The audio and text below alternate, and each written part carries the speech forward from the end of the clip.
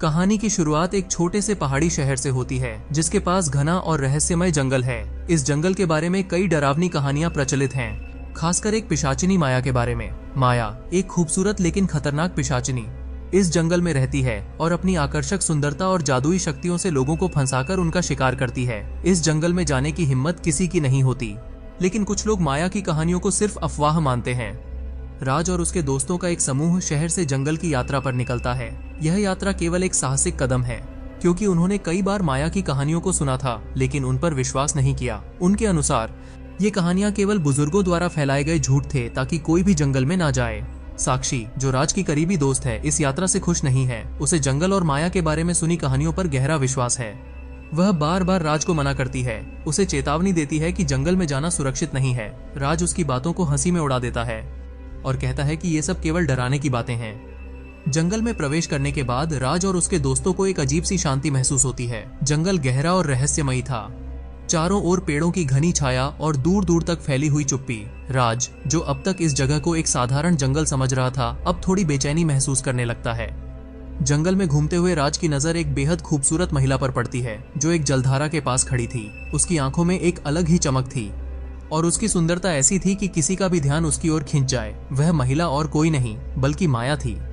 माया की आंखों में एक रहस्यमयी आकर्षण था जिसने राज को उसकी ओर खींचा। माया मुस्कुराते हुए राज के पास आती है और उससे बात करने लगती है। उसकी मोहक आवाज और सुंदरता ने राज को पूरी तरह से मोहित कर लिया था। माया ने उसकी जिज्ञासा को और बढ़ा दिया और राज उसकी बातों में खो जाता है। जब साक्षी माया को देखती है तो उसे तुरंत एहसास हो जाता है कि यह वही पिशाचिनी है जिसके बारे में उसने कहानियां सुनी थीं। साक्षी अपने दिल की धड़कन बढ़ते हुए महसूस करती है और राज को चेतावनी देती है कि वह माया से दूर रहे। वह उसे बताती है कि यह महिला सामान्य नहीं है और उसके साथ कुछ भी अच्छा नहीं हो सकता। लेकिन राज, जो माया के आकर्षण में पूरी तरह खो चुका था, साक्षी की बातों को गंभीरता से नहीं लेता। उसे लगता है कि साक्षी बिना वजह डर रही है और उसकी बातों को हंसी में टाल देता है। माया इस बीच अपने जादुई तरीकों से राज को और गहरे अपने जाल में फंसा रही होती है। राज को अब एहसास होता है कि साक्षी की चेतावनियां सही थीं, लेकिन तब तक बहुत देर हो चुकी थी। माया का जादू उसे अपनी पकड़ में जकड़ चुका था। माया ने राज से कहा, तुम मेरे अगले शिकार हो। इससे पहले भी मैंने कई लोगों को ऐसे ही फंसाया है, अब तुम्हारी बारी है। जैसे जैसे रात का अंधेरा गहराता है, माया की असली पहचान सामने आने लगती है। उसकी हंसी धीरे धीरे खतरनाक हो जाती है और उसके चेहरे पर एक भयानक परिवर्तन आने लगता है। माया अब अपने असली रूप में आ जाती है, एक पिशाचिनी जो राज को शिकार बनाना चाहती है। राज अब खुद को असहाय महसूस करता है। वह माया के जादू में बंधा हुआ था और उससे दूर भागने की कोई संभावना नहीं दिख रही थी। साक्षी, जो यह सब देख रही थी, डर के बावजूद पीछे हटने का नाम नहीं लेती। वह जानती थी कि उसे राज को किसी भी तरह बचाना होगा।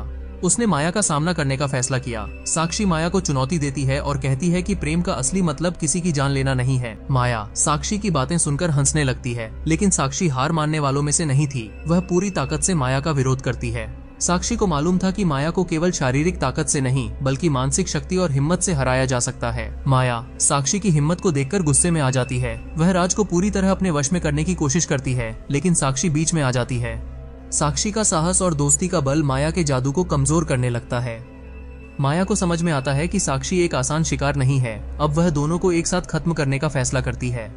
माया अपने पूरे जादुई बल से साक्षी और राज पर हमला करने की कोशिश करती है, लेकिन साक्षी के साहस और प्रेम ने माया की ताकत को कमजोर कर दिया। कहानी के पहले भाग का अंत एक बेहद तनावपूर्ण और रोमांचक मोड़ पर होता है। माया राज को अपने जादू में पूरी तरह बांधने की कोशिश करती है, जबकि साक्षी उसे बचाने के लिए हर संभव प्रयास करती है। कहानी इस सवाल के साथ खत्म होती है कि क्या साक्षी राज को माया के चंगुल से छुड़ा पाएगी या फिर माया अपने खतरनाक इरादों में सफल होगी। यह जानने के लिए हमारा दूसरा भाग देखना न भूलें। इस कहानी का अगला भाग शनिवार शाम 7 बजे रिलीज कर दिया जाएगा, इसलिए चैनल को सब्सक्राइब कर लें ताकि आप कोई भी अगला भाग आसानी से देख पाएं।